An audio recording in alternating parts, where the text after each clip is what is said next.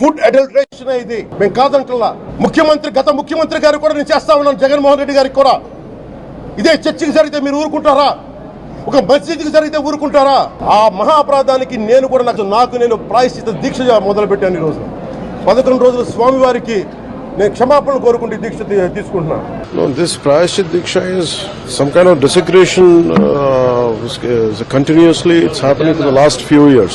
So this is not just about one Prasad issue today. Maybe it came out. Maybe this was a triggering point. This Prayashchit Diksha is the commitment for take forward the Sanatana Dharma Parirakshana Board is very essential. That is the order of the day. It is not just about Sri Honorable ex-CM of this state.